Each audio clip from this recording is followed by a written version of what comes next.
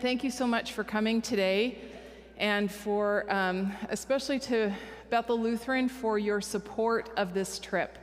It came up rather suddenly in, was it January, I think, so we'd already approved our budget for the year, and I said, hey, council, I'd really like to go to the Holy Land.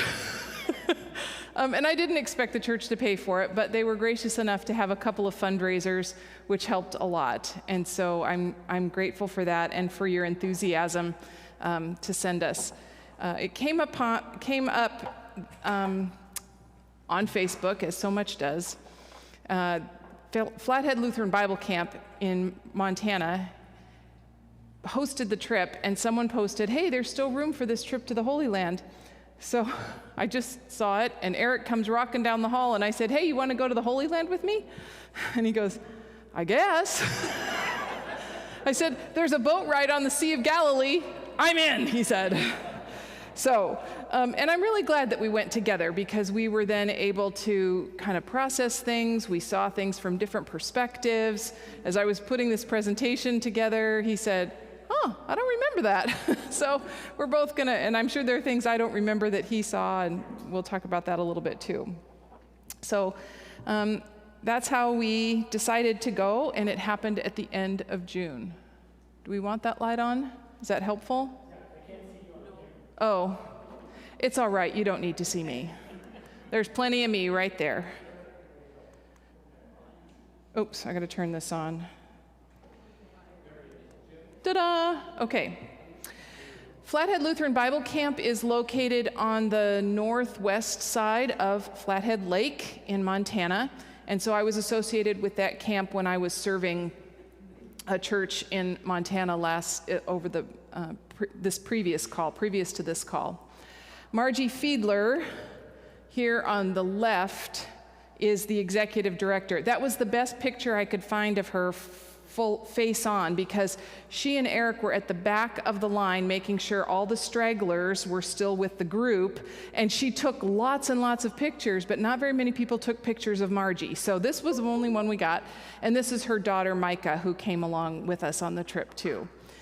The other host of the trip was Pastor Arne Berglund. Arne was a pastor in Helena for many years and recently retired, now lives in Minnesota, but still has a great love for Flathead, and had been on this particular tour previously so that he could help lead a group himself. So those were our two fearless leaders.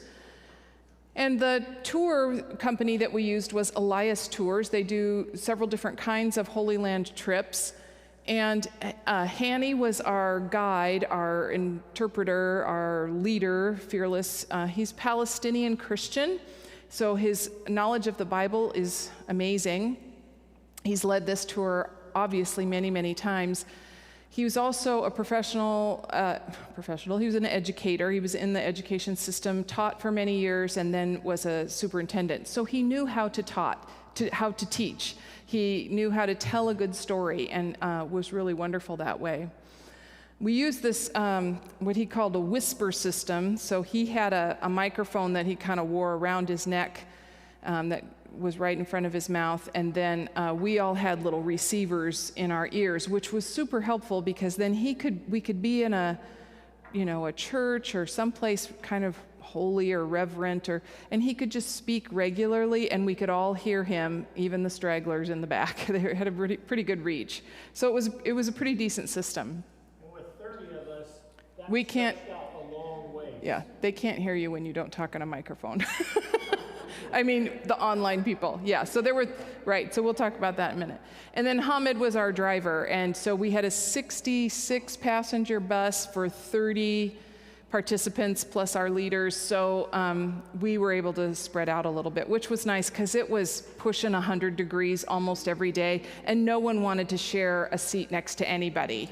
So it was really nice to have elbow room, and you sit there and I'll sit here, and that'll be great. Yeah, it was really hot. It's kind of the end of their touring season, so July and August they take off, and they've probably picked it back up again. This is our group. As Eric said, there were 30 of us, and most of them were associated with the camp in some way. so had heard about it through them. Some of them were from Minnesota, some from Illinois, of course from Montana as well. And then there were two couples, Eric and I, and another pastor and his wife from Spokane, who were the Washington representatives. This was taken in front of our hotel in Bethlehem, and it was the St. Gabriel Hotel, I think, or Gabriel Hotel. So you can see the angel there in the middle. It was kind of cool.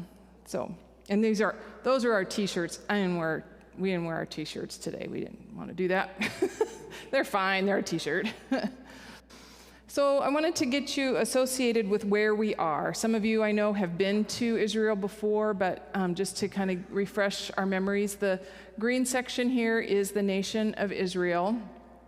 And in the scheme of things, it's really not very big. If you look at Iraq and Iran and Turkey and all of that, it's a pretty small country.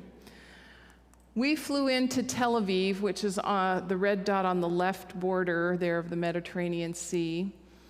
And then we drove north to Tiberias, right there on the Sea of Galilee. So we spent the first few days around the Sea of Galilee area in the north, and then we came down to our second hotel in Bethlehem, and then did Jerusalem and the Dead Sea in that area. Also notice the outline of the West Bank. Gaza is on the coastline, but the West Bank is there. We'll talk about that a little bit. The other caveat I want to say is that one tour of the Holy Land does not make a person an expert. So this was a really comprehensive trip that went really quickly. So I said to Eric, it was sort of like skipping stones across the top of the water. Like, here's this place, here's this place, here's this place. And they were telling us wonderful things about it, like, I can't remember all that. So I will tell you what I remember, and you may know things that I didn't know or didn't hear about. Okay. It didn't work.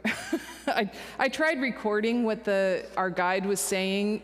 I had on my phone, I have a voice recorder, and I thought, I'm going to put my earbud down by the phone. It didn't work very well, so I've had to do a lot of remembering. I'm not going to show you the chronological order of day 1, day 2, day 3 of our trip, because we bounced around. I thought it might be helpful to do things in order. But, and there was no real place in my presentation for Qumran other than the beginning. So we did go to Qumran to see where the Dead Sea Scrolls had been discovered. The picture on the right is cave number 4, where more of the scrolls were found that were intact. There were several caves where scrolls were discovered, but number 4 really had a lot of them. So that's pretty cool. That was amazing. We saw, what were the animals we saw that day? Ibex? We saw a little herd of ibex go running through. That was kind of neat. So I thought we'd go in order of Jesus' life, because most of the trip had to do with Jesus' life. There was some Old Testament stuff, and I'll talk a little bit about that, but for the most part, it had to do with the gospel and Jesus' journey. So we'll start at the beginning in his early years. I loved this mosaic. It's Joseph and Mary and Jesus at home together, just hanging out, getting ready for dinner or something. And we just don't think about that part of Jesus' life, I don't think. But he was raised by 2 loving parents, and they, he probably had to wash the dishes or set the table or whatever kids are supposed to do. So I thought that was kind of a neat mosaic. At the beginning, even before Jesus was born, there was the Annunciation, where the angel Gabriel announced to Mary that she would be the mother of our Lord. So Gabriel came to Mary and said, "Greetings, favored one, the Lord is with you." And so wherever they think something happened, they built a church. And of course, this happened in different periods of history, 1,000 or 1,500 years after Jesus. So anyway, so that's kind of from Luke chapter 1. Did you have something on that? Just the fact that there's mosaics everywhere. Yes, there's mosaics everywhere. Part of the decoration and the telling the story happens with these mosaics. It's really amazing. Then we have Mary's Well, it's called, and they have an altar. So we went downstairs. We were always glad to go downstairs because it was cooler under the earth than it was outside.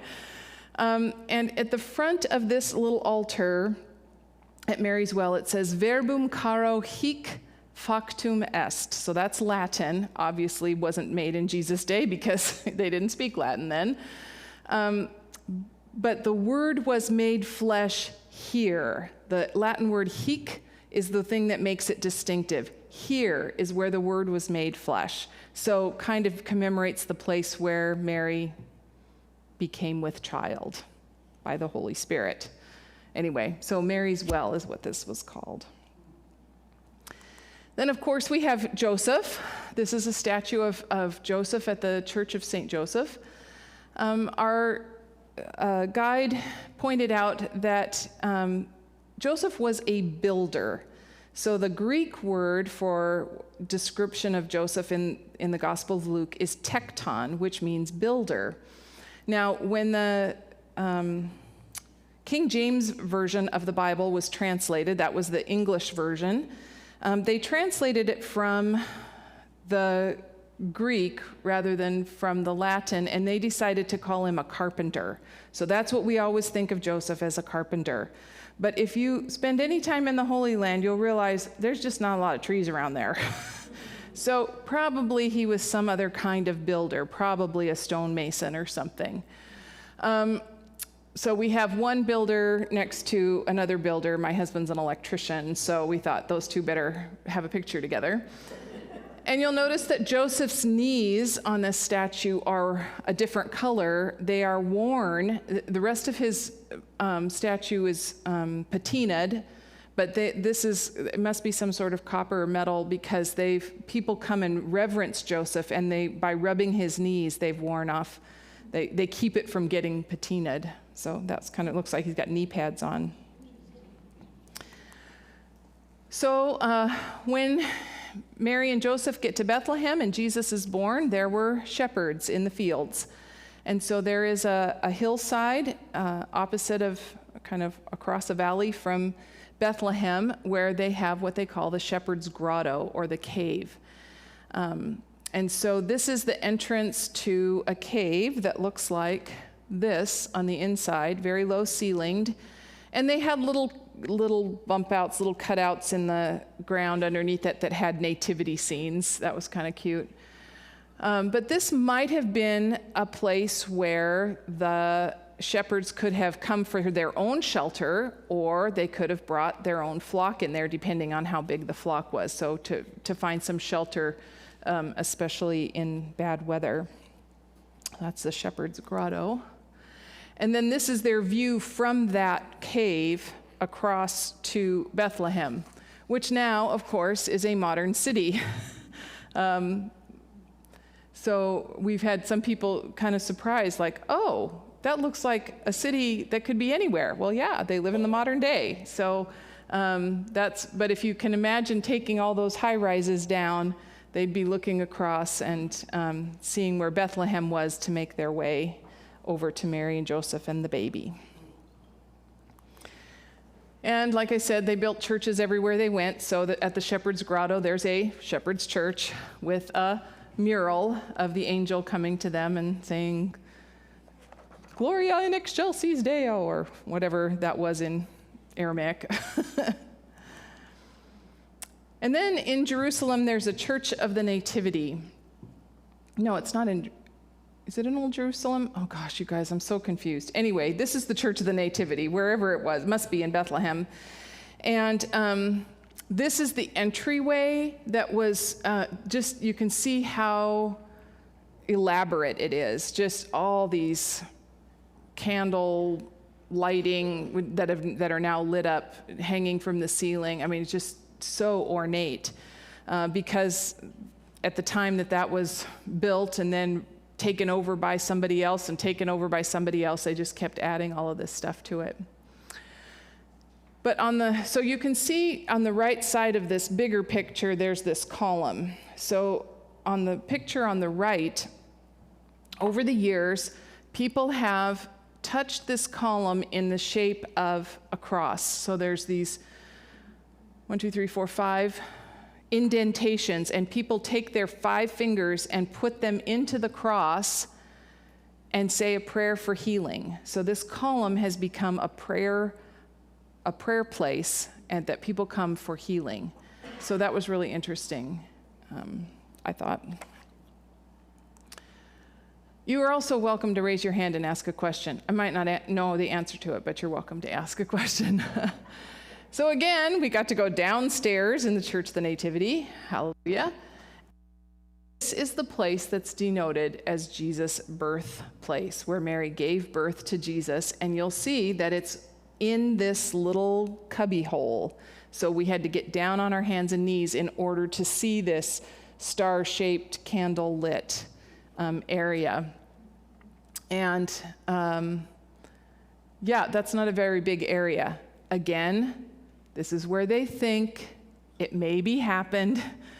We don't know for sure, but this is what's been designated. And then just across the room from that, there was another place designated as where the manger was, where Mary laid Jesus in the manger. So they have a designated spot for everything. Our group spent some time in devotion in that space near the birthplace. And this is Pastor Allen in the white shirt who's doing a devotion. And then we all sang Silent Night together. Well, the ceilings were very low and the walls are hard, so it just resonated and echoed all over the place. It was really lovely. No one objected, so we just went for it. It was pretty cool. In the Church of the Nativity, there are several underground chapel areas, and so there was one designated for St. Joseph. Here on the left, these are the 6 pastors that were on our trip. 3... back down. Yeah, Eric decided we needed to have a picture right here, so we all went back. The 6 of us went back down for this photo. Yeah, so 3 women and 3 men. That was kind of nice. And then just to the side of the chapel of St. Jerome, or of St. Joseph, is the chapel of St. Jerome. Now, St. Jerome lived in 345 to 420 after Jesus. And his job was to translate the Old Testament from Hebrew to Latin. So this was in the first few hundred years after Jesus' birth, and here comes the Latin language, and somebody needed to put the Old Testament into that because Old Testament was written in Hebrew. So there had already been a translation from Hebrew to Greek, and that's called the Septuagint. But Jerome didn't want to go from then the Greek to the Latin. He wanted to go from the original from Hebrew to Latin. And it is said that Jesus appeared to Jerome and said, "Don't use scrolls anymore, use pages." And thus the book was born. That's the legend. I don't know, but maybe that's why Jerome's a saint, because he heard the word directly from Jesus. Let's get away from scrolls. Books are going to be more efficient. I don't know. Anyway, I thought that was a great story. In addition to these key nativity figures, Mary, Joseph, Jesus, and the shepherds and angels, we also have King Herod. Now, King Herod, Herod the Great, it was said more than once on our trip, Herod was not a great king, but he was a great builder.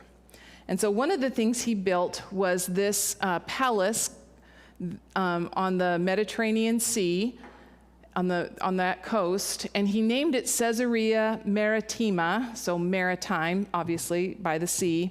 Caesarea in honor of Emperor Caesar. So many people built things and then named it for the emperor. The emperor didn't build it, but they wanted to honor the emperor. And Herod wanted to be as close to the ocean as possible, so he had his builders build all the way out so that the water was just around it. Well, that didn't work very well. You can see there's not a lot of it left, but still quite a bit of it left after all these centuries. So anyway, and on the right you can see some of the decorative rock work, that masonry that was part of that building. There was all kinds. There was a stadium there, and there was an arena where they would have had, I don't know, fights, however they fought, lion fights, or I don't know. Anyway, but there was seating and stuff, and it was really kind of cool. And then King Herod also built this place called Herodium or Herodion, depending on which sign you're reading. So this in the front is the model of what it would have looked like, and then you can see how they're kind of excavating or checking it out. They've got scaffolding up there to kind of keep it in place right now. So this was his palace, and it was located between Jerusalem and Bethlehem. So obviously when the Magi came to say, hey, there's a new king that was born, where do you think it is? He was kind of in between, but he had his builders build up the hillside because he wanted to see Jerusalem from where he was. So it's up on this hill. And then after it was all built and he realized he wasn't going to live forever, he had them tear down part of it and rebuild it as his mausoleum. So he was supposed to have been buried there. I don't think they found that's exactly happened. Could be somebody stole that by now, but it's just been in this century, in the 2000s, that a lot of this was discovered. So that was kind of a neat thing. But yeah, he was so proud of this one. He wasn't naming it after anybody but himself. So that's how he wanted to go. Okay, so that's kind of the early years of Jesus' life. All right, so let's go into his adult life and ministry. And that began with his baptism at the Jordan River. So we went to the Jordan, and you can see in the picture on the right there are some other folks that are in the water. There were lots of people going in and out of the water, baptizing, and we didn't, obviously we've already been baptized, but we did a baptismal remembrance. And so Pastor Arne and Pastor Wendy, who I'm hugging, they got into the water and, dipped their hand in the water and made the sign of a cross and reminded us of our baptisms.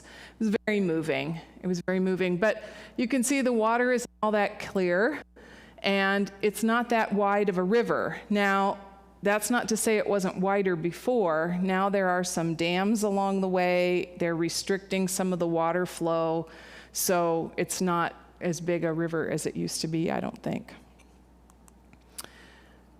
This is a synagogue in Nazareth. So in Luke chapter 4, Jesus goes to the synagogue in Nazareth, not a synagogue, but the synagogue. And this is the only synagogue that's labeled as such in Nazareth. And he sits down to teach, and he unrolls the scroll of Isaiah and says, the Spirit of the Lord is upon me to bring good news to the poor and to set the oppressed free. And then he rolls up the scrolls and says, today this scripture has been fulfilled in your hearing. I still get whacked out about that because, that's it. That's the spot. That's where he sat. And here we were. According to our guide, this isn't just a maybe we think this is the spot. They're really pretty sure this is the spot. So just imagine Jesus sitting on these steps, teaching people. It was awesome. So that was probably one of my big chills moments on the trip. In the book of John, Jesus' first sign or miracle was changing water into wine. So we were at Cana, and they have, in their church that commemorates this spot, they have 6 stone jars on the altar. So you can see those 6 stone jars on there. But those are just symbolic, because the stone jars are about the size of what Eric's standing next to. So I wanted you to see the difference. So when they said, fill the jars with water, when Jesus tells the servants to do that, they had to go fetch water and bring it bucket by bucket, because you didn't move those jars. And then he changed the water into wine. So that was kind of neat. And Eric wanted me to point out, too, that notice that his hat is off. There were certain places where we'd walk in and the guide would say, hats off, everybody. And so, especially the men particularly, hats off, because there were certain places that the hats just, terms of respect. So, yeah. So this is a funny little part of the story. This is at the very northern part of Israel. It's called Caesarea Philippi. You've probably heard that in Scripture. And it's a spring that feeds the Jordan River. So it's sort of the top end of where the Jordan River starts. And Jesus spent most of his time in Lower Galilee, on the lower part of the sea, but this is at the north part. And he brought the disciples here to show them a different way of life, because this was a pagan center. So this area here is where lots of pagan gods were worshipped, where sacrifices were made to them. Our guide said that Jesus likely never stepped foot in this area because it would have been unclean for rabbis, but his disciples were able to roam around there. He wanted them to see what was going on. And this is one of the caves. There were many caves, but this is one of them where some of those sacrifices would have been made. So I forgot to bring my Bible, so I'm doing all of this from memory. But in Matthew chapter 16, Jesus asks the disciples, who do people say that I am? And Peter comes up with the right answer, you are the Son of the living God. And Jesus said, you are Peter, and upon this rock I will build my church, and the gates of Hades will not stand against it. Well, this is the gates of Hades. This is the place where they say, because of all these pagan sacrifices that were made, that's where people were as far from God as they could be. So Hades is this distant separation from God, not necessarily a somewhere down there with the fire and brimstone. That comes later in religious history. In Jesus' day, the gates of Hades were this place where all these pagan gods were made sacrifice to. So that's a kind of a different image for us then. These were the springs in that same area, same park. And I put this picture of Eric looking over the edge because there's a story. There's a story in his family where his family says he got lost at Disneyland, but he says that his family got lost at Disneyland. And it's because he stopped and looked over the bridge to watch the fish in the whatever trough at Disneyland. So he's doing the same thing. You can't get the man away from looking at the fish in the water. Okay, but so that's why I put that picture in there. So kind of ignore that picture and think about this one on the left with the next story, because it has nothing to do with Eric. So one of the stories they tell, that our guide told about one of the pagan gods is Pan, the pagan god Pan. You may have heard of that. Pan, there's no children here, right? Okay. Pan loved women, and this is the area where women would come and bathe. So and obviously he's a god. This is a story. All right, so Pan would wait until the women got into the pool to bathe, and then he would steal their clothes and jump in the water with them, which is where we get the word panic. I thought it was a funny story. All right, we'll move on. Early in Matthew's gospel, in Matthew chapter 5, and then also in Luke chapter 6, we have Jesus sermon of the Beatitudes. So in Matthew's gospel, it's the Sermon on the Mount. In Luke's gospel, it's the Sermon on the Plain, but it's the list of blessed are they who, mourn and are those things. So this is the area that's designated for that. This is the Church of the Beatitudes. And in the entryway, the biggest archway there is this picture. So Jesus talking to the people and giving them his sermon. Do you want to tell about the ropes and the bells? I don't know that part. Well, they're right there. You can see them. Oh, so next to right, on either side of the painting are ropes that ring the bells that are up in the tower. So we didn't get to ring them, though. Bummer. At the Church of the Beatitudes in that area, we were able to share Holy Communion together. So this is a covered area, and then we're all sitting off to the right there. That was pretty moving, too, to do that together. In addition to this area, there's plenty of gardens, so you can just wander, and there's little benches where you can sit. It was really a beautiful place. I could have spent the whole day there. And so I had the picture taken in the garden there, next to the flowers, wearing this scarf. I'll do my best. So some of you may know that Ken and Jan Saylor were going to go on this trip with us, and that didn't work out. So I asked Ken before I left if there was a scarf of Jan's that I could take with me. And so he found this one in her drawer, and I wore this scarf every single day to every place we went so that Ken and Jan were with us. So it was very special. It was very hot, but this never made me hot. It was nice. Sometimes I needed it as a covering at some of the places we went to, but I just felt like I was bringing you both with me every single day, and that was really special. Another place we went was an area called Tabga. It is the site of two distinct events. One of them is the multiplication of the loaves and fishes, or the feeding of the 5,000.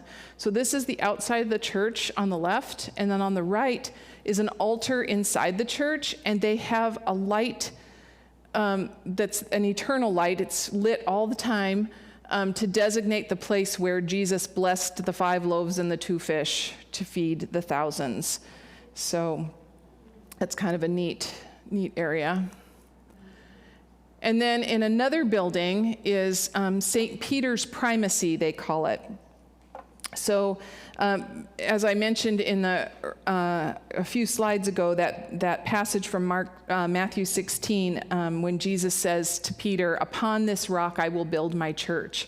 So inside this church is this rock area, Mensa Christi, so God, Christ's table. And then that rock extends to the outside of the building. So I thought that was a really neat architectural feature. And there's Eric skipping rocks on the Sea of Galilee. How many people can say they've ever done that? Yeah, that was pretty cool. And of course, Peter has a statue, so that's good. One of the things we learned is that 11 of the disciples were from this Galilee area, but Judas Iscariot was not. And the word Iscariot comes from the Hebrew Ishkarioth, meaning man from the villages. So I don't know if that means that they just really don't know where he came from, but he was kind of an outsider even from the get-go. I find that really interesting. So if I bring that up again in a sermon, y'all can say, "Oh yeah, that's really interesting. I've never heard that before." That'd be great. Yeah, yep. Oh, the other thing about this, about Peter is, this has the Matthew 16 passage. There's also the passage from John 21 where Jesus, after his resurrection, he meets the disciples on the shore of the sea. They've got, they don't know what to do after his resurrection, so they go fishing again. And they see Jesus on the shore, and he fixes breakfast for them. And in that, when they come to the shore, then he says to Peter, "Do you love me?" 3 times. So I thought about that too as we sat along that shoreline of, Jesus fixing breakfast and commissioning Peter to feed his sheep.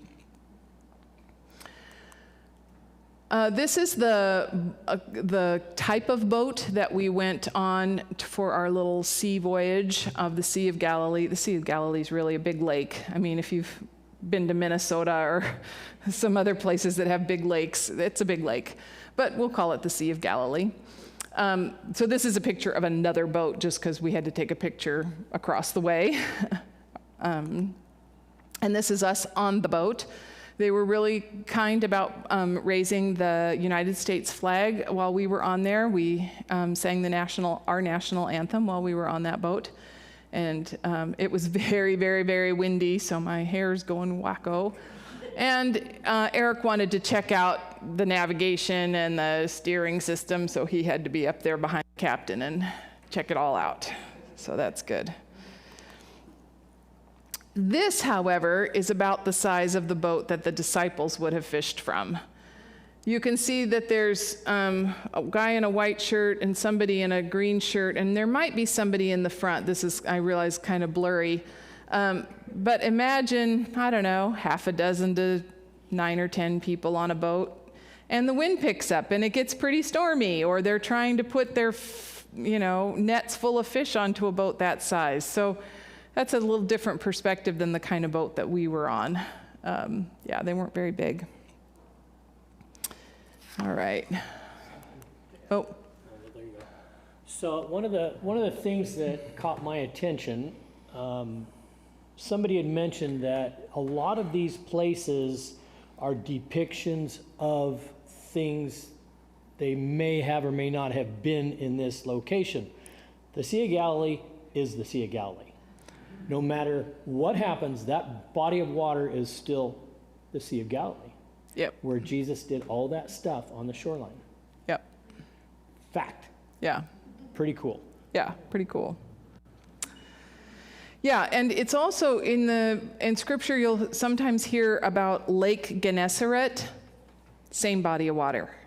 It's just a different name. So in the Greek and on our maps that we were given, it said Kinneret. So same thing. So if you're wondering, wow, how many lakes did Jesus cross? 1. That one. Yep. And then while we were there were some sail windsurfer guys that were practicing for some big competition tournament or something coming up. So I thought it was kind of neat, that modern piece in the midst. But you can see the landscape around the lake. I'm sure in a greener season it's quite beautiful, but at the end of June it was pretty dry. Yep. After the boat ride, we had lunch by the sea, so you can see some of the things that we had. They started our meal, and this happened often when we were out to eat. They would start our meal by bringing us just a smattering of things to munch on, appetizers maybe, and then we would be given the main meal. So that day we had a choice of a whole fish, a fish fillet, or chicken. And I thought, I don't need a whole fish, I'll just have a fish fillet. I wish I'd have gotten the whole fish, but this is what it looked like. I mean, really, head, tail, gills, the whole 9 yards. They just took a fish and dropped it in a vat of fat and pulled it back out. So and people said it was pretty good. Mine was breaded and too greasy. But anyway, it was all right. And we had lots of French fries. Like, fries was the side for everything a lot of things that we had. So anyway. Yeah. The next, one of the other places during Jesus' lifetime was the town of Capernaum. Capernaum claims themselves as the town of Jesus. This particular picture, the big picture, is a memorial church of St. Peter. and it is built over Peter's mother-in-law's house. That's how it's translated in our English Bibles. When Jesus comes to Capernaum and Peter's mother-in-law is ill, and Jesus comes to her and heals her, and then she gets up and serves him. So she's feeling good. Anyway, so that there's a ruins underneath that building. Did you want to say anything about? Yeah, well, and many of the things I looked at were how things were built, just because it's my nature. And this building, if you can see there's a beam that kind of comes down on an angle. Was it 5 or 4? Do you remember?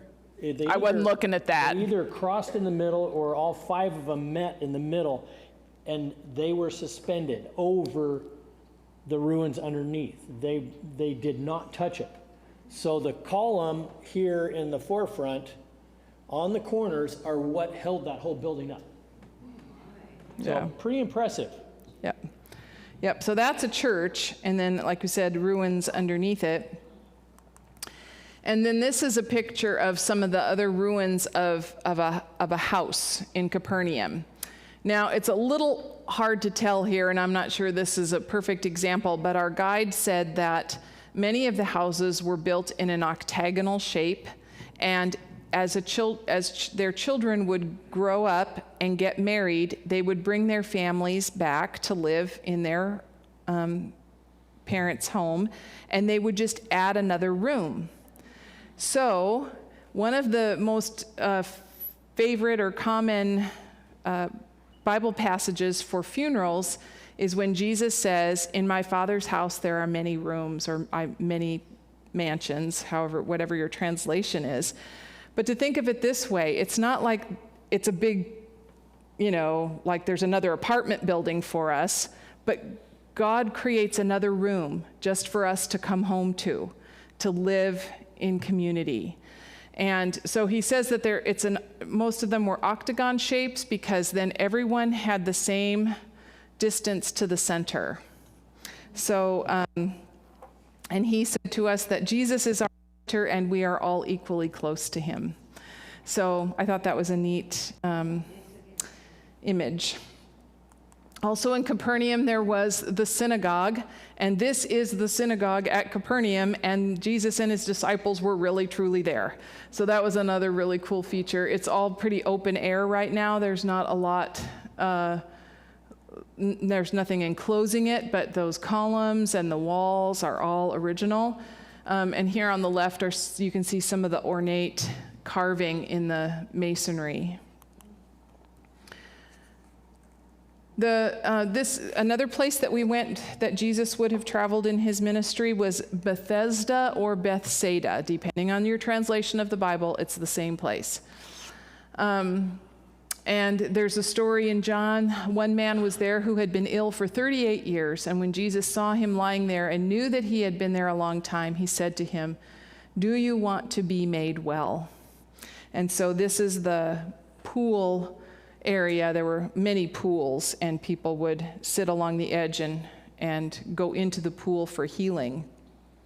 So each of the pastors was asked to do a devotion, and on this particular day, it was my turn to do the devotion. I can't really remember what I said, but it had something to do with how often does someone ask us when we're not well, "Do you want to be made well?" I just find that question intriguing. So we'll explore that someday when that comes up in the scripture. Yeah. The pool, you said people came there to dip their feet or whatever to be healed. Was the water, was it special? I mean, sulfur, or was it just water? Yeah, so the question is, was the water particularly special for healing? I don't know. We don't know if it had sulfur in it or not. Maybe it did, and that's why people experienced healing there. That's a good question. I don't remember us talking about that. Good question, though. We'll have to ask that next time we go. Also at Bethesda is the Church of St. Anne, and Anne is at least in the Roman Catholic tradition, known as Mary's mother. So I loved this statue because this is Anne and this is little girl Mary. And I don't know, we know that Mary was young when she was, called by the angel, but she's a little girl at one point in her life too, and I thought that was so sweet that someone thought to make a statue of that part of her life. So that was kind of neat. Then we moved on to Jericho. Now Jericho is an Old Testament and New Testament place. You might remember Jericho was on the other side of the river from the wilderness where the Israelites wandered for 40 years. And so when Moses died, then Joshua took them across the river to settle in the land of milk and honey, and that's where Jericho was. It is the oldest continually inhabited city. Now, I'm sure there are other old cities that are still have ruins around them, but this one is the oldest that has been continually inhabited since ancient times. It's also the lowest city, what's that called? Elevation on earth. This picture is a picture of the tower that and the walls. It's a little bit hard to tell, but of a corner of the wall that would have been around Jericho, because the other story, Joshua at the Battle of Jericho, and they blew their horns as they marched around the walls so that the walls would come a-tumbling down. Well, one of the reasons that they figured that they could take on the city is because Joshua sent spies into Jericho, and they went to the home of Rahab, a prostitute, who lived within the walls of the city. So it wasn't just a one-block wall. These were thick walls that people actually lived within. And where that kind of grate is, you can go down into, well, I can't go down into it. Archaeologists can go down into it. And that's when they said, oh, this is a corner of the tower of the ancient walls around old Jericho. So I just thought that was pretty cool. And of course, the other story that we know about Jericho is the story of Zacchaeus. So this is a sycamore tree. This is not the tree that Zacchaeus was in. Trees don't last that long. But this is the kind of tree that Zacchaeus would have climbed in order to be able to see Jesus over the crowds. And while we were in Jericho, we got to ride on camels, because why not? $5, I'm going to ride a camel. So that was kind of fun. Yeah, Eric was trying to be a camel cowboy. We just walked around a parking lot like it was, they got our money. It was fun, though. I can say I've done it. And then we went to the Dead Sea. So Jericho, because it's the lowest place on earth, it's right there by the Dead Sea, which is also the lowest place on earth. 1,400 feet below sea level. And we floated. So I'm showing you two pictures because the instruction was go knee deep and then just sit down. So there's Eric in the sit down position, and then all of a sudden you just go boink, and there you are, just floating. Like a cork, and you don't have to do anything. You don't have to tread water. You don't have to try really hard to keep your back straight. There you are, because there's just so much salt in the water. There's a lot of black sand there, and one of the guys, older gentleman that I don't think ever goes around barefoot, so his feet were pretty tender-footed anyway. He left his shoes too far away from the water line, and he burnt his feet because that black sand was just deadly. So he missed a couple days of our trip because he just couldn't walk around that much anymore. But I think we both said that we've been there and done that, and next time we go, we probably don't need to float. We'll just hang out and watch other people float. That'll be fine. Yeah. So now we move into Jesus' last days. This is the church called Pater Noster. So Pater is Father in Latin. Noster, I think, is ours. So our Father. All of these mosaics are the Lord's Prayer written in different languages. And you go into these porticos and into this building, and there are Everywhere. Mosaic after mosaic after mosaic. I mean, I think it's every possible language on earth is represented with this prayer. And so the one over here on the right is the one in English, although at the top it says Anglais because they're all labeled in French. Whatever. Anyway, so at the beginning of, as Jesus is heading toward Jerusalem, he teaches his disciples how to pray. And then he goes to the Garden of Gethsemane, where there's an olive grove now. We would call it the Mount of Olives. Now, our guide was very clear. Again, these are not the same trees. But I don't know how well you can see the picture on the right. There's a little shooter, a little volunteer at the base of the trunk of the tree. He said, maybe these are the descendants of the trees that Jesus rested under. Who knows? We weren't there all those years. But kind of neat to see that. There were olives on the trees, but it was really hard to get a picture because they were the same color as the leaves, and the pictures never showed it very well. So anyway. So on another note, over on that table are two little souvenirs made from local olive wood. From there. And if you look at them, the tightness of the grain and the swirls are just fascinating. But that's how, if you look at that picture on the right, how twisted that trunk is, that's what it looks like. Yep. It's not like a evergreen tree that you can count the rings. It's a little different than that. Yeah. Thank you. Then we go to the sanctuary of Dominus Flevit, and Dominus, Lord, Flevit, wept. So the Lord wept. This is where Jesus weeps over the city. That's the Bible verse that all confirmation kids memorize first. We say, now you need to memorize a verse a week. I've got one. Jesus wept. Shortest one in the Bible. Okay. But this is where he weeps over the city, which again I was going to read to you, but I didn't bring my Bible in with me because I was distracted by pecan bars. But next in this place, just recently, it wasn't very long ago, they discovered these tombs that were at the time, they call it the Bronze Age, but they're Canaanite tombs.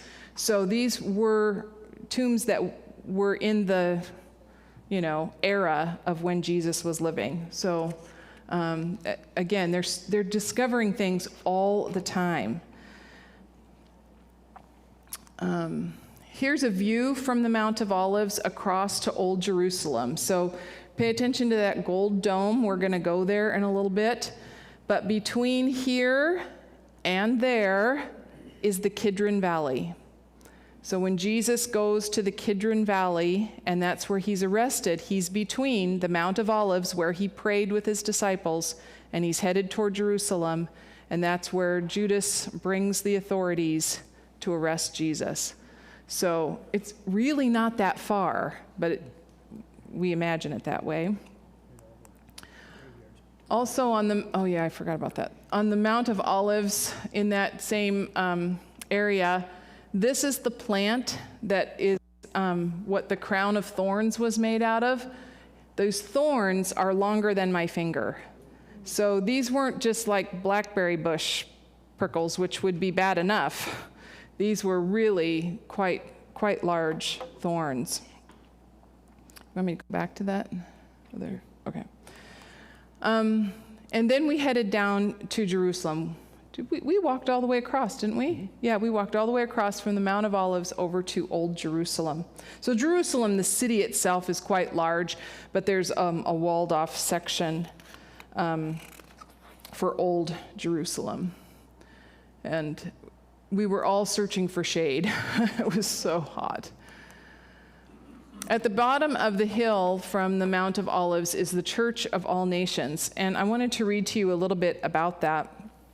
It's also known as the Basilica of the Agony. It's a Roman Catholic church located on the Mount of Olives next to the Garden of Gethsemane, and it enshrines a section of bedrock where Jesus is said to have prayed. The coat of arms of 12 of the countries from which donations originated are incorporated into the ceiling. So over here on the right, the circle that's on the right-hand side is the United States seal. So we found our country up in the ceiling there. Each of them is in a separate small dome and also in the interior mosaics. So anyway, I just, it was interesting to have our country represented in a church there, but it was quite beautiful inside too. And this is the rock where it's said that Jesus prayed. So when he went with his disciples and he said to Peter and Andrew and John probably, "Stay here and keep watch while I go and pray," that's where he went to pray. Okay? This is a closer up view of the part of the wall that goes around Old Jerusalem, and this may have been the entryway that Jesus used to get into Jerusalem. It's been obviously sealed off. That happened over the centuries, but it was opened during his time. So as Jesus heads in for Palm Sunday. You've probably heard of the Western Wall or the Wailing Wall. This is the interior of that wall, and you can see people lined up along the wall facing it. They've written prayers on pieces of paper, and they stick them between the stones. So, and some people stayed there a really long time. And when you approach and when you leave, you have to be facing the wall. So as you leave, you have to walk backwards. That's the gesture of respect. So you can see there's some people with, the men are on the left, the women are on the right. So they don't pray together. So you can see there's some Jewish people there and other ethnic dress, but there's plenty of other folks there too. And if you look at the stones on that wall, they're this wide. They're this tall. And they're probably 6 feet deep. And they're straight and plumb and true. Way back when. Yeah. Pretty impressive. Yep. Within the old city of Jerusalem is the Dome of the Rock, and this is an Islamic shrine. So over the centuries, it has changed hands depending on who's in power at the time. Currently, this is the structure that is remaining, but this is on the site where the Jewish temple had been built. Actually, maybe you know there were 2 temples. There was the original temple that David built, or that Solomon built, and then when Jesus, after Jesus was left, then in 70 AD, then that was destroyed, and that was the second time they destroyed it. So it's been destroyed, it was rebuilt smaller, and then it was destroyed, and so then other nations and powers took over. But this is still considered holy ground for the Jewish people. We had to be covered, our shoulders and ankles and the women's heads all had to be covered, so we had to have scarves. And if we were wearing anything that would show our ankles, even I had long pants on, but they weren't long, they were kind of cropped above my ankle. We had to put on, they had clothing that you could just put on over your stuff. So we wanted to get in and get out because we didn't want another layer of clothing on. But it was interesting. This is the building where they designate where the upper room was, where Jesus might have had his Last Supper. That has also been taken over by the Muslims, and now they're busy renovating it. You can see the scaffolding there. So kind of wasn't very impressive. They were, working there and stuff. The sacred pit, though, was really fascinating. So you can see one-way crypt, blessed sacrament, chapel, courtyard, and holy stairs, and the sacred pit is in the dungeon. So here on the bottom left is a circle that you look down into a pit.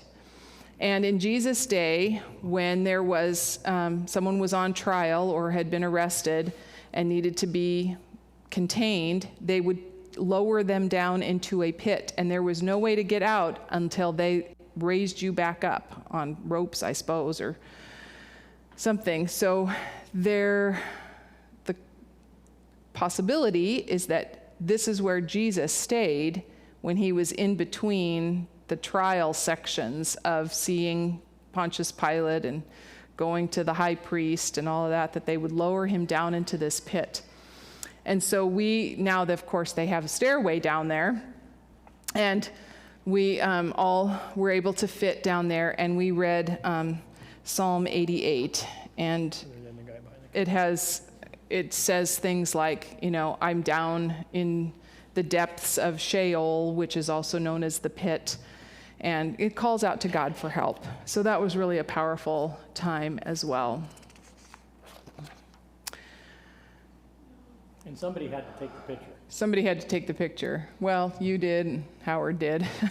So then there's the Via Dolorosa. You may have heard of this. It's a pathway that Jesus took from his trial to the cross.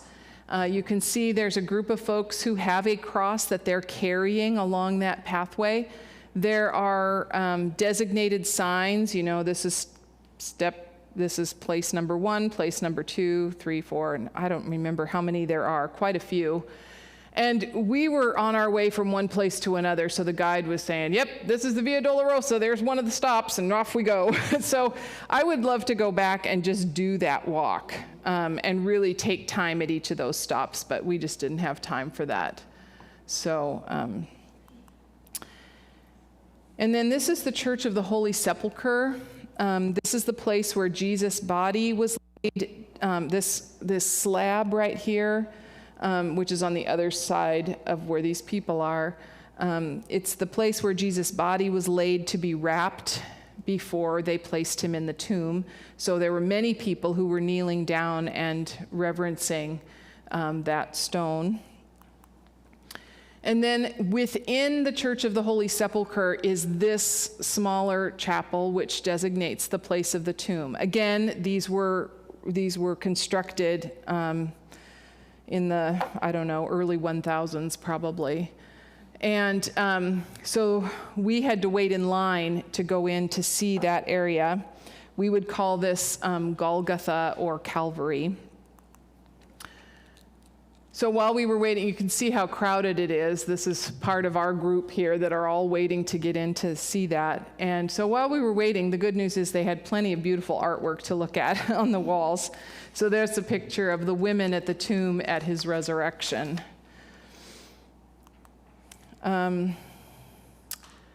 On the left-hand side is the back part of that smaller chapel, which has just a shrine in it that you can look into. Not very many people went inside. It was pretty small. But then we walked around to the other side, and this is both the entrance and the exit to the tomb area. And we were not supposed to take pictures of the inside, and I thought since this is going on the web, I'm not going to show that picture, but see me later. We'll show you a picture of what's on the inside. It's, it's a lot like the one with where Jesus was born, lots of candles and things like that in there, but it's very small, very tight. So it designates both Jesus' burial and his resurrection, because obviously he was resurrected coming out of that tomb. Another church in a different part of town is called the Church of the Ascension. So after Jesus was raised from the dead, then after 40 days, according to one of the gospel writers, then he ascended into heaven. And so this is the Church of the Ascension. You can see the picture up at the top. There's Jesus going up.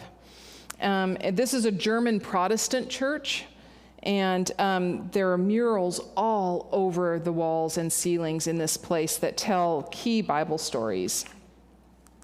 Here's one of them. This is Jesus in the center with the disciples, these 12 circles around, and then the 4 straight marks, on the cross parts, those are angels like Michael and I can't remember, Gabriel. And then in the 4 corners, the 4 kind of white circles, those are the gospel writers. So, you could just look at these things for days and see more and more and more. It's really interesting. So that's kind of Jesus' lifespan. That's what we saw. Now let's talk about modern day Holy Land. All the signs were written in Hebrew, Aramaic, and English. Super easy to get around. If you wanted to go there and rent a car, you could read all the signs and it'd be fine. We had lunch at the Holy Bagel. We did have lunch at the Holy Bagel. So they're trying to be, to appeal to people, and thought, well, we aren't Starbucks, but if we're kind of like Starbucks, we might get people to come. So you could go to Square Bucks Coffee or Stars and Bucks Coffee. Whatever. There were many familiar fast food places like KFC and McDonald's and Hardee's and Burger King, so you could get American food if you really wanted it. We saw lots and lots of different kinds of people. Some were obviously easy to spot because of their dress. These gentlemen down here are probably Orthodox Jew. These are probably Muslim women. One of the days we were at the Western Wall, there was quite a military presence. So here's a female military person, from Israel troops. And then one of the days we went out into the countryside, and as soon as the bus comes up, people come out of really nowhere. But this is a little Bedouin boy. He and his brother came and were selling us bracelets and scarves, I think. Yeah. So we had a picture with Eric and this little guy. But they were very friendly, and they knew enough English to be able to negotiate with us and stuff. To get their dollar. And we didn't negotiate with you don't negotiate with a kid, right? You just like, what do you want? Okay, here's some money, Feel so bad. But his family was shepherding goats, I think, on the hillside, so they're kind of living in that times past. That was right above the valley. Yeah. They're really happy to take your money in, any urban places like that. But this is Old Jerusalem on the left, and it's their Old Town Market, and it's just shop after shop after shop. You can buy T-shirts, you can buy musical instruments, you can buy spices. I sent Amelie a picture of the spice shop. He's just like, whoo, you got hit with the smells of the spices. They were all open air. It was crazy. So you can buy just about anything you want, and they'll even change your money for you. But they will also take American money, so that was super handy. We didn't have to go through exchanging anything. You talked a little bit already of the architecture, yeah. You're a great model. Yeah, so did you want to talk about this at all? The same concept about how square, true, and plumb every wall was, but yet it's 1,000 years old. Yeah. No modern technology.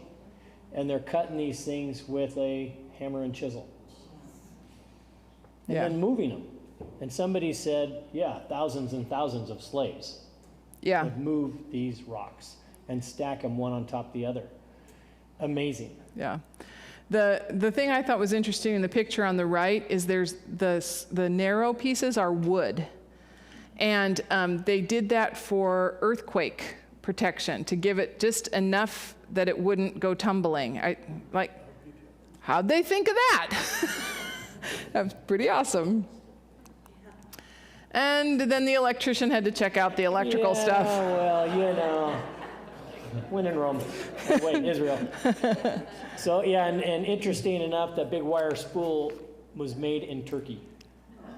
Yeah. So that was the reasoning behind that one. But it was taller than I was. Yeah. So big chunk of wire on that one. Yeah. But yeah, the wires, the overhead wires, rival that of Nicaragua, where Amelie's parents are, in that it's all done overhead.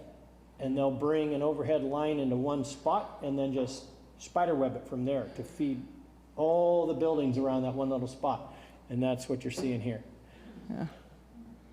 So yeah, I get a kink in my neck. Messes with your sense of symmetry, doesn't it? Yeah.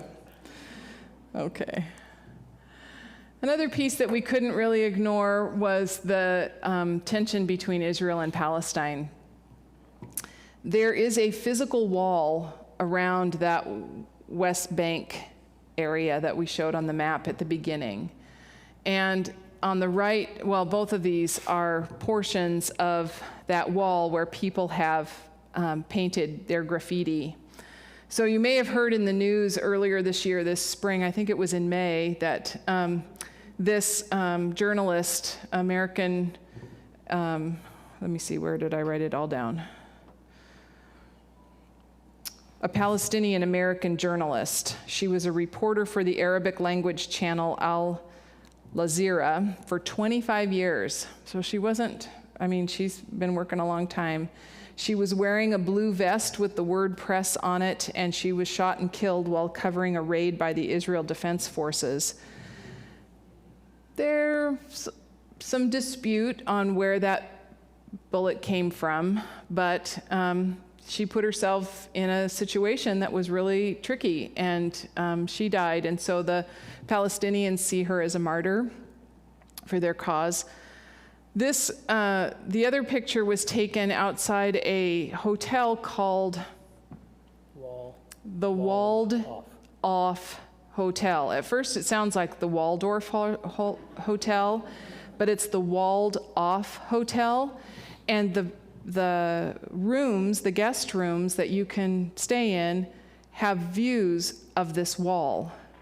And they had a kind of a museum display in the lower portion of their of the lobby, and it talked about how Israeli forces would call someone on the phone, a Palestinian family, and a recorded message would say, your house will be bombed in 5 minutes, get out.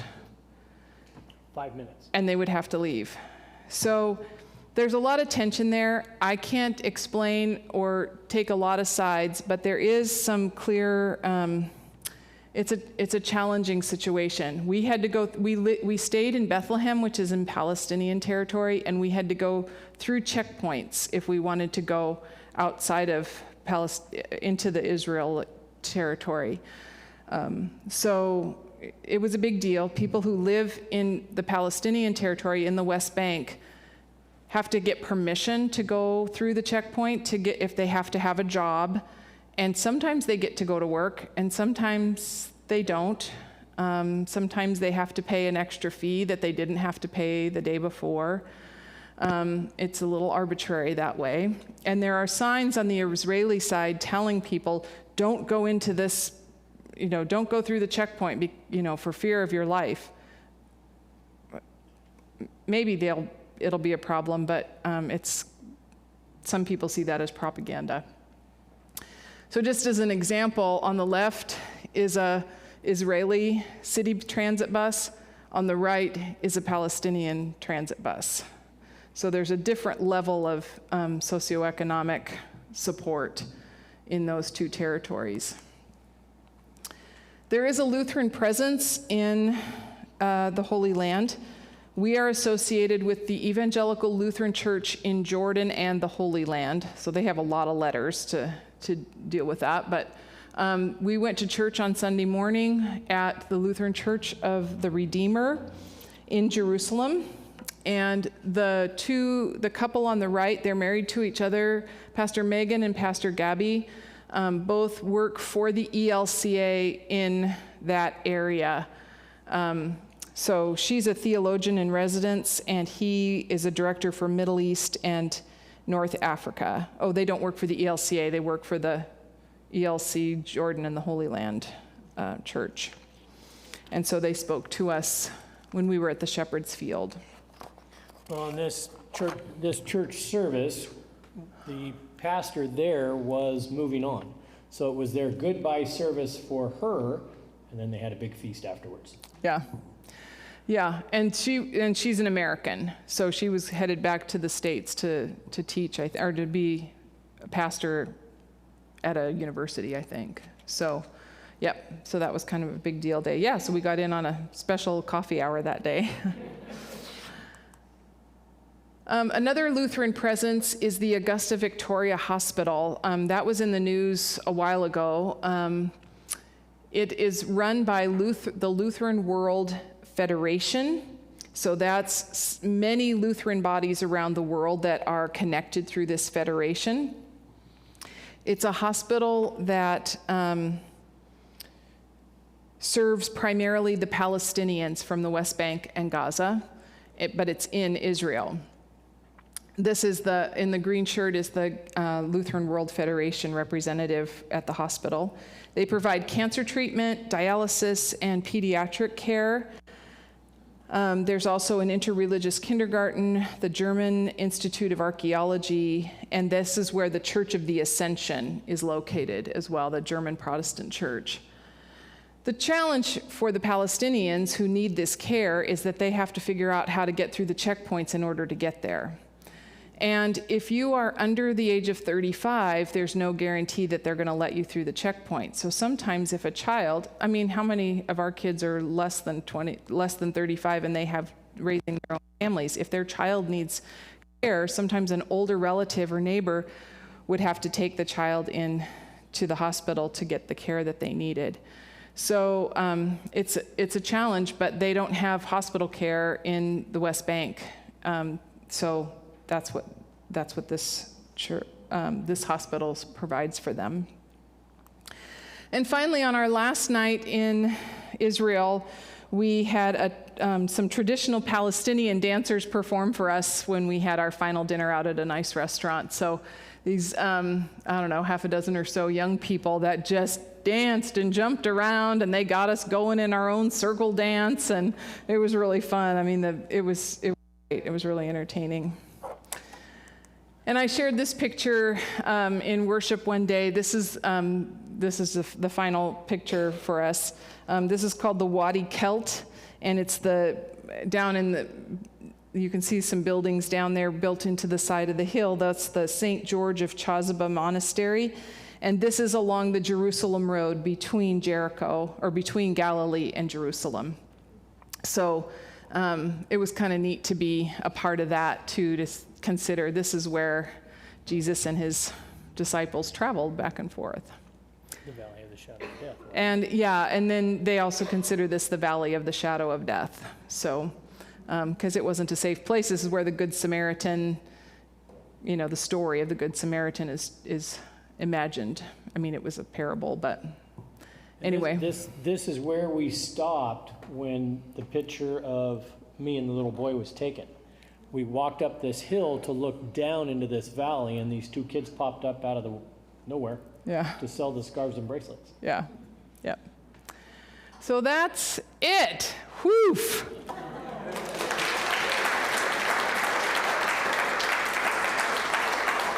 Are there any other questions or comments? Yeah, Rick.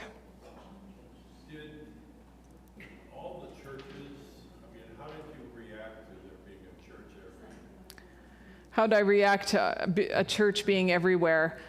Some places it seemed a little artificial, but life has moved on.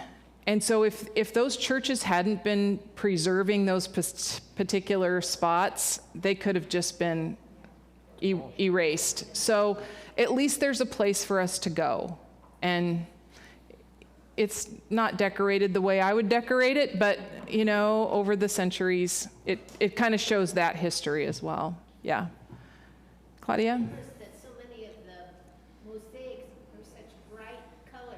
They must redo those quite often. Yeah, I don't know. I think they're glazed tile, so I think they hold their color pretty well. Yeah. Yeah. Yeah, they were bright, and that surprised me too. Yeah, thanks for picking that up. Yep. So how many days were you gone? How many days were you there? It was like 8 days of touring. It was a 10-day trip, but you have to get there and you have to get home. So it was about 8 days of touring. So yeah, it was tiring, but it was kind of a good tired at the end of the day. A couple people had trouble with the food, so they were having some tummy issues, but for the most part, everyone stayed well. No one got injured, except for the one guy who burned his feet. So we did pretty well. But we were always glad for a nice cold shower at the end of the day. And so we had meals in they had buffet breakfast and buffet dinner at the hotels for us, and then we were out for lunch. But our guide always found a restaurant for us, and we would all 30 go in, and you had a choice of a vegetarian dish or a chicken dish or something, or meat. It was meat or vegetarian. You got what you got. There you are. And I did okay with it. You did okay with it. Yeah. Yep. Any other questions? Candy? I didn't see a lot of flowers in your slides, but about halfway through there was this beautiful pink, not pink bush. I just wondered if you knew what kind of flower it was, and did you see a lot of flowers? Well, it was the hot part of the year, so I think there are other times a year where there's more flowers and, the vegetation would have been more vibrant, but we did see bushes like that. That was in Jericho down low had a lot of flowers blooming at the time, and then as we walked from the Mount of Olives down to the bottom of that area, there were flowers blooming there too. So I don't know what kind they were. Yeah. It's very dry all over. It was very, very dry. Yeah, so I don't know. And maybe those were actually in towns. They could have been watered by somebody. Yeah. Yes, ma'am. There's quite a bit of changes from when I was there in 1979 during April, during spring break. Yes. And we were in Jordan. We had to fly into Amman, Jordan, and then we had to stay 2 nights there and did touring and stuff. And then we got on a bus, and we had to go across the Allenby Bridge, and our guide could not go into Israel, so he had to get off on this side of the bridge. All of our suitcases had to be put out on tables in the desert, and they had to check all of our suitcases before they could put them back on the bus. And then the driver drove across the bus, and then he let us off at a hotel, and then he turned around and went back. Wow. But Wow. they didn't have all the churches that they have now either. But when we were in Tiberias, and then we went on the Sea of Galilee, it was absolutely crystal clear. Huh. There was no ripples or anything. And then we went to Capernaum, and that church was not there at that time. Okay. They said this ruins will not be rebuilt. And it was all the ruins that you showed in the second picture. Okay. And then we got on a bus and we went up to a kibbutz. And a kibbutz is like a big hotel thing, but it's more for like college students would live in. And we were served dinners, and our trout was this big, and everybody had a trout on their plate. Wow. And most of our vegetables were only cucumbers and tomatoes. Oh, okay. Yeah, we had a lot of cucumbers and tomatoes too. Yeah. Yeah, okay. Nice. Yeah, it changes all the time. Yeah, they keep discovering new things and developing new things. Any other questions or comments? Well, I'm going to call on Val because she hasn't. Yeah, Val? Did you feel safe in all your travels? Yes. Did we feel safe was the question. Yeah, we felt safe. But we were with a large group. It was very common to see other tour groups. There were times, though, when our guide would say, okay, I can see ahead of us that there are some people that are questionable. We had a key word. It was like Hot chocolate. Hot chocolate, that's what it was. He said, if I say hot chocolate into your little hearing devices, you better guard your stuff, because these guys are known to be pickpockets. But I think that happened once. Maybe. Once. It happened once, yeah. And so we just, we were careful, but we kept our passports and our IDs and stuff on us all the time. We had a thing we hung around our neck, and so. A big T for tourist. Yeah, I mean, we were obviously tourists, but so were lots of other people. So, yeah, we probably got more taken advantage of by the souvenir sellers than anybody else. So, Claudia, did you have another? Yeah, the jugs of water into wine, how tall would those be and how big around? Yeah, the one in the glass case. Right, Every bit of that tall off the floor. from the floor. Yeah. Yeah, I mean, the one that you were standing next to was on a raised area, so it was almost to his eye level, so without that raised area, yeah. So, yeah, it was a lot of water and a lot of wine. Yeah. Do you have a question? I just wonder about the holy sites that you visited. Were they all in Israel then, or were some of them in Palestine? Somewhere in Palestine too. Yeah, all the Bethlehem stuff, and yeah. Mount Carmel. Yep. Sorry. Yep. Did you have another question? Well, we were talking, they wanted to know how you got the wine out of those giant jugs. And I said, I think there's a spigot or a cork or something at the bottom. Yeah, I don't know. That's a good question. How'd they get the wine out? What's important? Yes. Yeah, I don't know. No one thought to ask that question while we were there. I don't know. That's a good question. A really long ladle. Yeah. Anything else? I was thinking about how they get water out of a well. From the top with a bucket that might drop down with a rope. That's As big Anyway. as that thing was. Yeah. Thank you so much for coming today. It was really great to have you and to share this experience. Thank you again for your support of it. And you will see some of these and other pictures in sermons and Bible studies in the years to come. Thank you so much for coming today. Yep. Plenty of- There's a whole lot more goodies.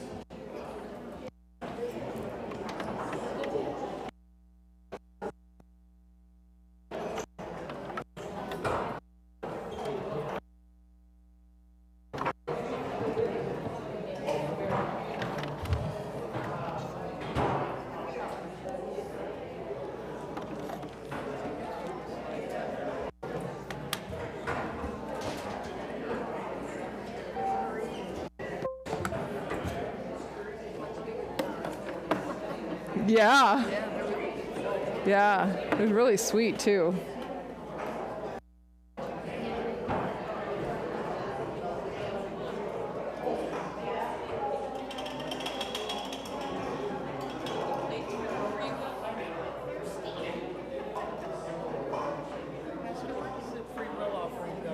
Oh, shoot. I totally forgot about that. Dang it. I'm sorry. Thank you. You can see the differences between 179 to now. Yeah. Much more is filled up. Yeah. Yeah. Yeah. It's a big difference. Well, Did you? Did you? Yeah. And they had a little cabin place where you could go to change your Yes. clothes? Yeah, Well, we did that. it's now like a locker room with showers and everything. Okay, thank you. I forgot about the offering. If you folks were ready for an offering, there's a basket up here. That's for Flathead Lutheran Bible Camp. So I totally forgot about that. So if you were intending to drop something off, Charlene reminded me.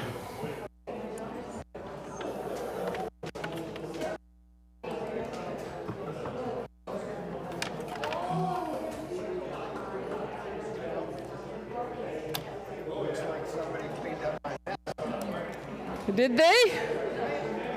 Thanks, Lynn. You bet. Good, thanks.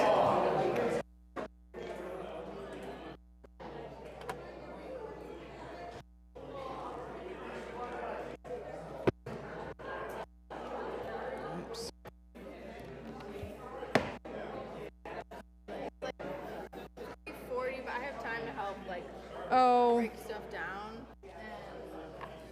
Please take some stuff. I might take a couple dips. Is that okay? Yeah, take anything. Okay, cool. Yeah.